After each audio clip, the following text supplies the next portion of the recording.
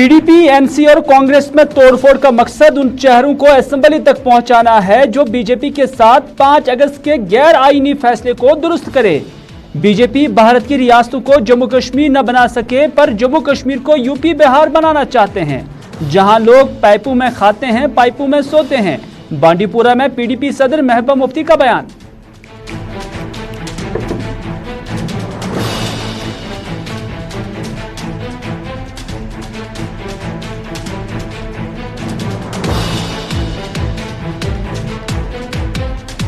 तीन 370 हटाने के बाद कहा था कि सरमायाकारी होगी, कितने कारखाने लगे। कहा था बेरोजगारी खत्म हो जाएगी, कितनी नौकरियां दी। कहा था मिलिटेंसी खत्म हो जाएगी, शहर शहर में बंकर बनाए। कश्मीर में तहफ्फुज क्या, हर फर्द अदम तहफ्फुज का शिकार है। हालिया एनकाउंटर में मारे गए मिलिटेंट 370 हटाने के बाद मिलिटेंट सब में दाखिल हुआ था। डोडा की आवाम से उमर अब्दुल्ला का खिताब।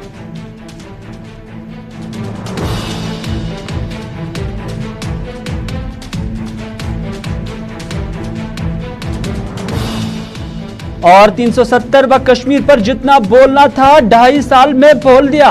अब इधर उधर की बातें नहीं, रियासत की बहाली और इलेक्शन कराना तरजीह है। हदबंदी का अमल फौरन मुकम्मल किया जाए और जम्मू कश्मीर को रियासत का दर्जा दिलाया जाए। कुकरनाग में कांग्रेस लीडर गुलाम नबी आजाद का बयान।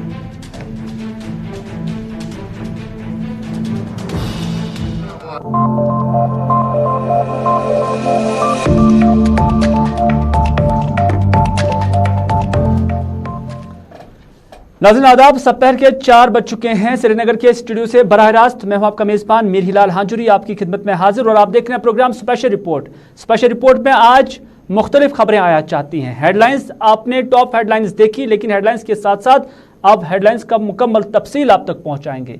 सियासत जोरों शोर से जारी है, हालांकि अभी इलेक्शन का ऐलान कहीं से भी नहीं हुआ, लेकिन जम्मू कश्मीर के हर कॉर्नर के अंदर हम देख रहे हैं कि हर पार्टी अब काफी मुतहरिक हो गई है, सरगर्म हो गई है। और इन पार्टियों का जब हम जिक्र करते हैं तो हाल ही में चुनाव वैली से महबूबा मुफ्ती वापस आई और वापस आने के बाद अब कश्मीर में अपनी कमान संभाली और आज बांडीपुरा गए हुए थे और बांडीपुरा में महबूबा मुफ्ती ने एक अवामी जलसे से खिताब किया और इस खिताब में महबूबा मुफ्ती ने क्या कहा वो हम जरूर आप तक पहुंचाएंगे। आपको उससे पहले बताना चाहेंगे कि निजामुद्दीन भट्ट बांडीपुरा हल्का इंतखाब को पीडीपी की जानब से रिप्रेजेंट कर रहे थे, लेकिन हालिया दिनों उन्होंने पीपल्स कॉन्फ्रेंस में अपनी शमूलियत इख्तियार की और उसके बाद आज ये मजमुआ यहां पर आप देख सकते हैं और यहां पर डॉक्टर महबूब बेग के साथ साथ नईम अख्तर इंद्राबी भी मौजूद थे। लेकिन यहां पर महबूबा मुफ्ती ने जब तकरीर की तो तकरीर में उन्होंने कहा कि बीजेपी हिंदुस्तान की रियासतों को जम्मू कश्मीर नहीं बना सकी है, लेकिन अब उन्होंने उल्टा किया बकौल महबूबा मुफ्ती कि अब यहां वो बिहार बनाना चाहती हैं, यूपी बनाना चाहती हैं। और महबूबा मुफ्ती का इल्जाम है कि बिहार में जो लोग रहते हैं वो पाइपों में रहते हैं और पाइपों में खाते हैं और इसी वजह से वही जम्मू कश्मीर या नया कश्मीर वो यहां बनाना चाहते हैं। महबूबा मुफ्ती ने इस हवाले से क्या कुछ कहा, आइए उन्हीं की जुबानी सुनते हैं।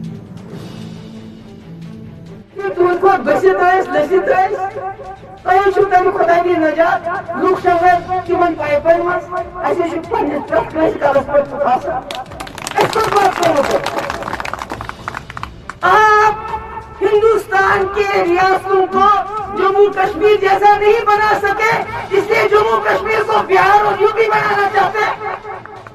ये तो वचन थी जहां पर बच्चियां रात को क्या दिन को नहीं चल सकती है। ये लड़कियां थी वहां पर खुदा की वजह बेसब्री करने पश्चिमान जिंदगी जाओ, वही आप जम्मू कश्मीर को बनाना चाहते हैं, यही नया कश्मीर है। चलिए, महबूबा मुफ्ती ने यहां पर भारतीय जनता पार्टी की जो सरकार है उस पर शदीद नबियत के इल्जाम लगाए हैं और उन्होंने कहा कि यहाँ का जो सिस्टम है उसको बदलने की कोशिश की जा रही है। लेकिन साथ ही साथ महबूबा मुफ्ती ने कुछ संजीदा इंकशाफात किए हैं। उन्होंने कहा कि जो तोड़फोड़ का सिलसिला आजकल चाहे पीडीपी हो, नेशनल कॉन्फ्रेंस हो और अब कांग्रेस के अंदर बकौल महबूबा मुफ्ती शुरू हो गया है और उन्होंने कहा कि इसमें उन्हें एक सोच लगती है और वो सोच ये है कि मरकजी सरकार या भारतीय जनता पार्टी वाली सरकार जम्मू कश्मीर के अंदर इस तोड़ फोड़ से ये मकसद हासिल करना चाहती हैं कि दफा 370 जो बकौल महबूबा मुफ्ती गैर आईनी अमल था और एक गैर आईनी अमल के जरिए उसे एब्रोगेट किया गया, खत्म किया गया, उसी फैसले को बीजेपी को लगता है कि उसमें कमजोरी है और अब उन्हीं चेहरों को, अपने मनपसंद चेहरों को वो असेंबली तक ले आना चाहते हैं ताकि वो इस गलती को दुरुस्त करे। एक बड़ा इंकिशाफ यहां पर महबूबा मुफ्ती की जानिब से किया गया है और महबूबा मुफ्ती का यह इंकिशाफ इस कदर था कि उन्होंने कहा कि जो 5 अगस्त साल 2019 को एब्रोगेशन ऑफ आर्टिकल 370 का जो फैसला हुआ था उसी को अब असेंबली के जरिए दुरुस्त करने की कोशिश की जा रही है बीजेपी की जानिब से और यही वजह है कि जम्मू कश्मीर के अंदर तोड़ फोड़ जो है वो किया जा रहा है। पहले पीडीपी, उसके बाद नेशनल कॉन्फ्रेंस और उसके बाद कांग्रेस, और उन्होंने कहा कि इसमें भारतीय जनता पार्टी का ही हाथ उन्हें लग रहा है। और कांग्रेस को लेकर पर्टिकुलरली महबूबा मुफ्ती ने कहा कि उन्हें नहीं लगता है कि कांग्रेस के अंदर जो डिवीजन है वो आज खुद है, बल्कि उन्हें लगता है कि इसके पीछे भारतीय जनता पार्टी का हाथ है।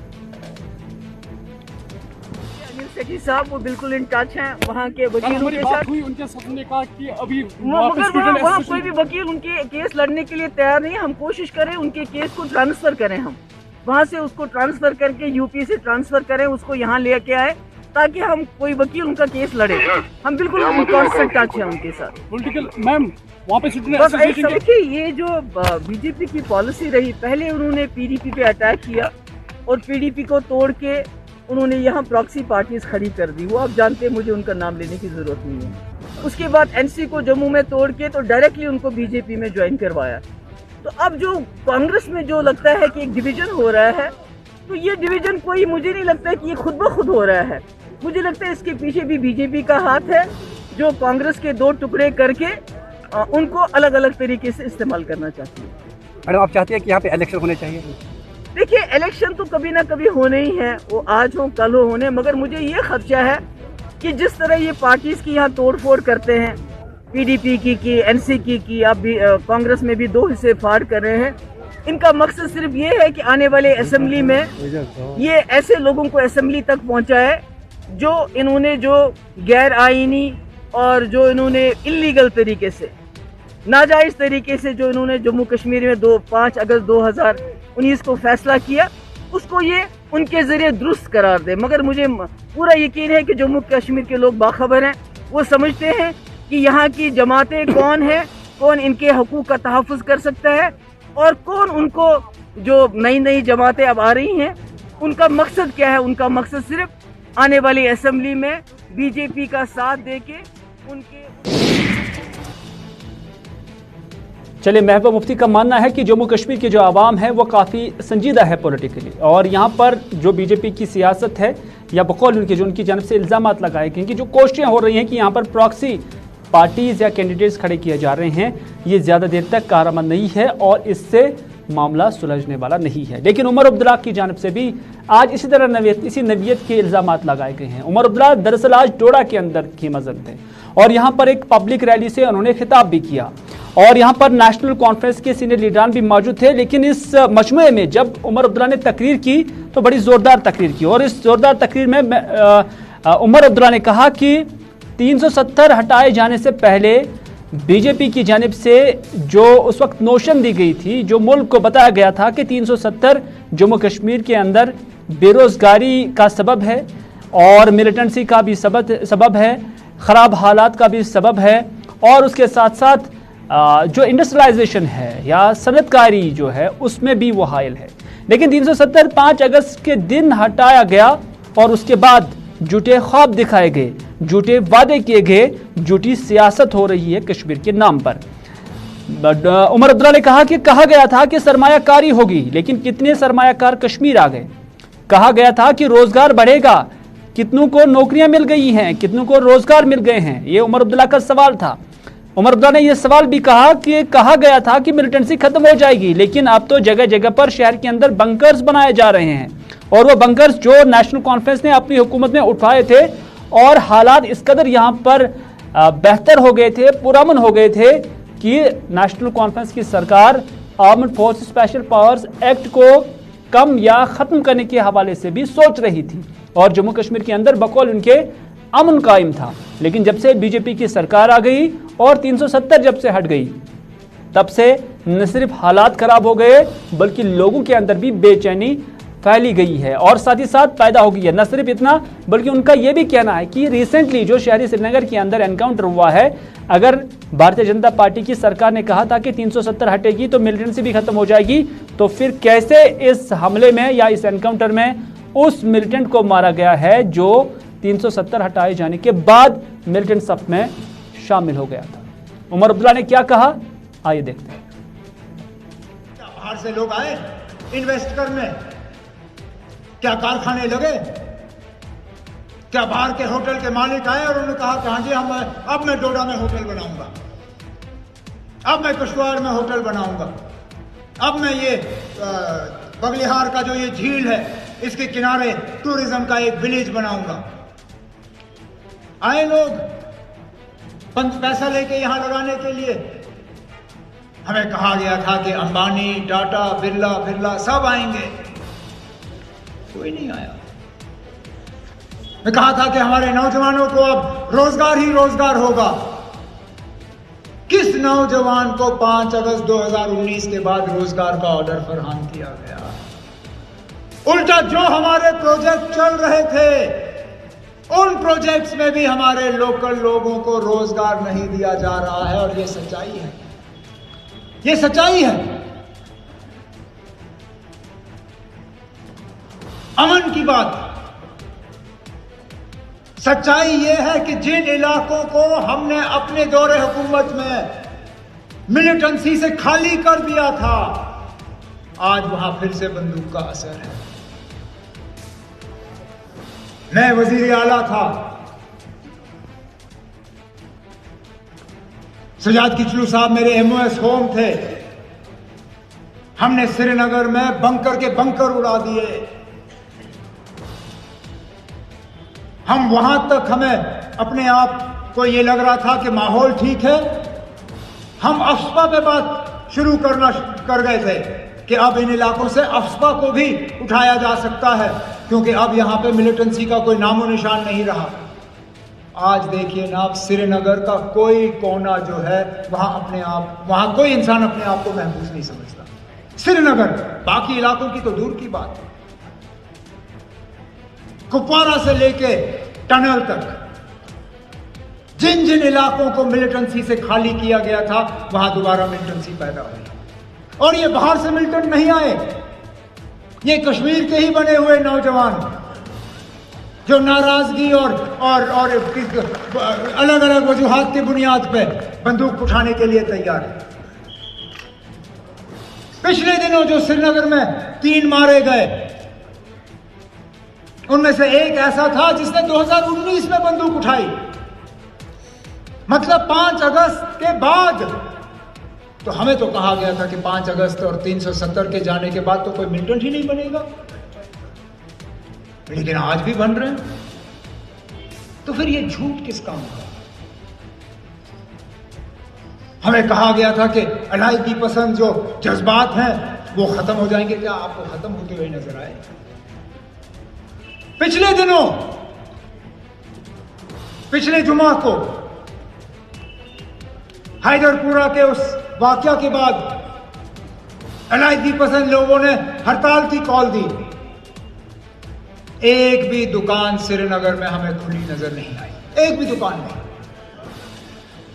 तो फिर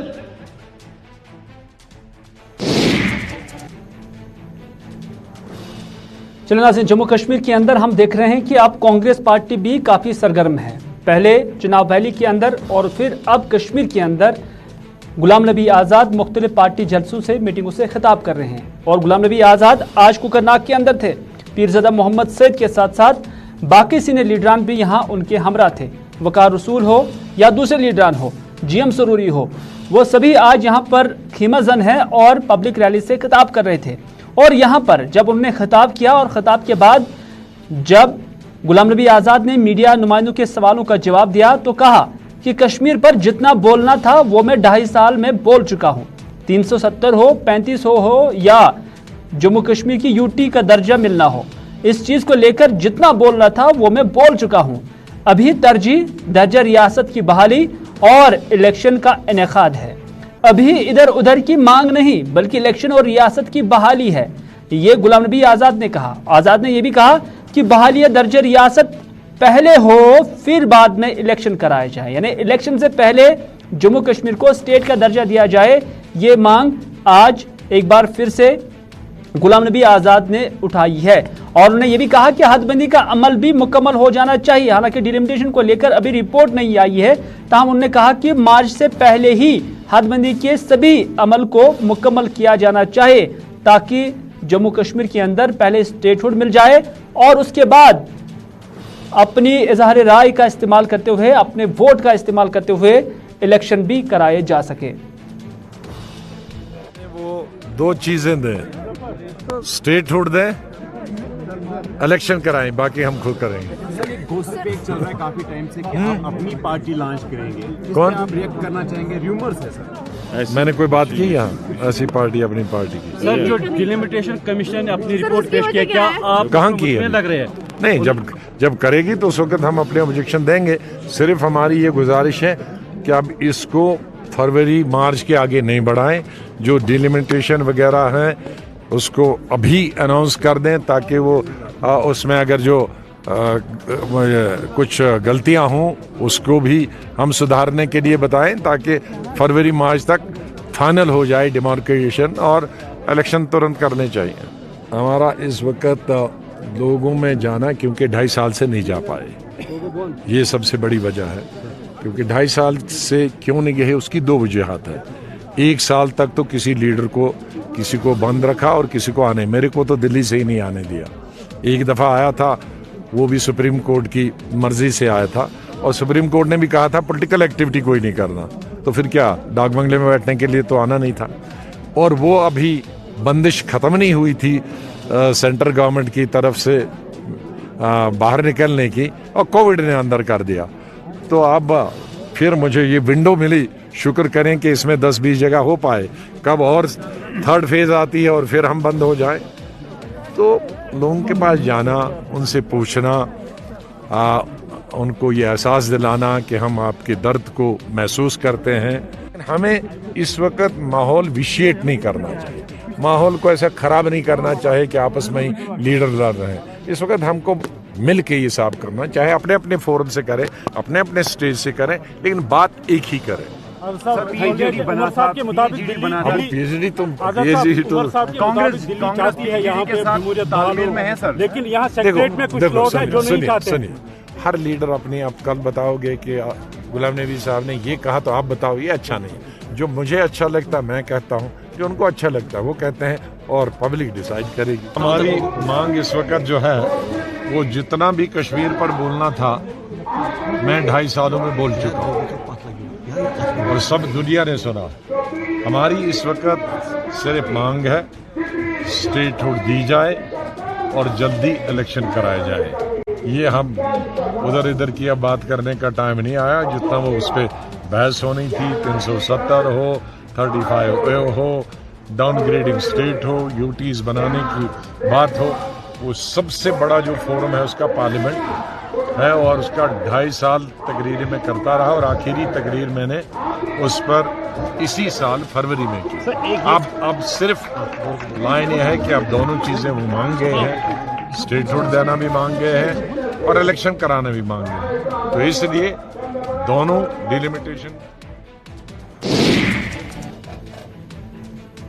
चलिए, आप गुलाम नबी आज़ाद को सुन रहे थे। अब बात करते हैं फूड सेफ्टी की, और फूड सेफ्टी के हवाले से आज श्रीनगर के SKIC में एक तकरीब मुनक़द हुई और इस तकरीब पर जो डिविजनल कमिश्नर कश्मीर वो यहाँ पर मौजूद थे, PK पोले, और इस मौके पर उन्होंने मीडिया के साथ भी गुफ्तगू की। लेकिन जो तकरीब थी वो सही खाना खाने के हवाले से थी कि सही खाने का इंतखाब कैसे करना है, उस पर यहाँ पर सिर हासिल बहस हुई है और इसका इनाग्रेशन आज यहाँ पर डिविजनल कमिश्नर कश्मीर PK पोले ने की। और उसके बाद PK पोले ने मीडिया नुमाइंदों के साथ भी बात की और बात करते हुए उन्होंने कहा कि जो वायरस के नए वेरिएंट को संजीदगी से लेने की ज़रूरत है। आवाम से अपील है कि SOPs को अमलाए मास्क को पहनावे यानी लिबास के तौर पर भी इस्तेमाल किया जाए। और दूसरा वैक्सीन डोज जो 85% हो गए हैं, बाकी लोगों से भी अपील की है कि वो दूसरा डोज लें ताकि वो इस वायरस से किसी हद तक सेफ रहे। सीरियस इशू है। दूसरे कंट्रीज़ ने जो नया वेरिएंट आया है उसको काफ़ी संजीदगी से लिया है, हमने भी उसी संजीदगी इसके लेने की ज़रूरत है, हम ले रहे। आपकी जानिब से आम आवाम को मेरी अपील है कि जो चीज़ आप पिछले तकरीबन 1.25 साल से सुन रहे हैं, मास्क पहनना, भीड़ भाड़ से दूर रहना और हाथ की सफाई जो है मेंटेन करना, वो सब चीज़ें करें। मास्क को हमने हमारे पहनावे का पार्ट बनाने की ज़रूरत है। अभी वर्ल्ड में जो है अलग अलग कंट्रीज़ में, अलग अलग मुल्कों में, रियासतों में लोगों के पहनावे अलग अलग है, लेकिन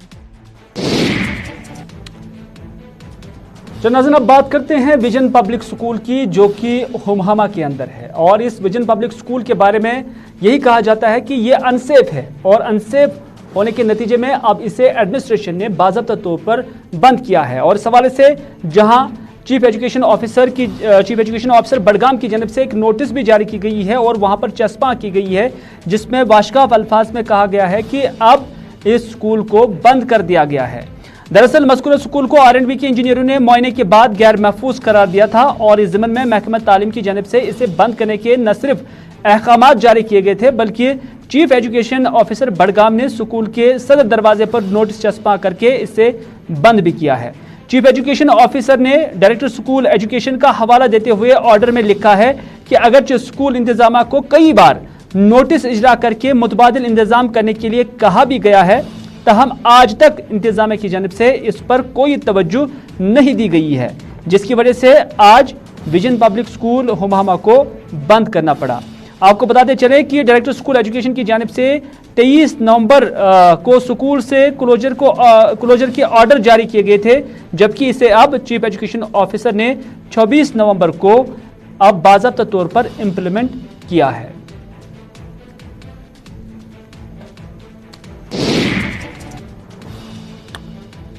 नाज़रीन खबरें और भी थी, लेकिन वक्त जो है वो इख्तिताम पजीर हुआ चाहता है। इसी के साथ दीजिए अपने मेज़बान मीर हिलाल हांजुरी को आज का स्पेशल रिपोर्ट यहीं पर इख्तिताम करने की इजाज़त, इस वादे के साथ कि अगर ज़िंदगी रही तो आपसे फिर होगी मुलाकात। तब तक के लिए खुदा हाफिज़, फ़ी अमानिल्लाह।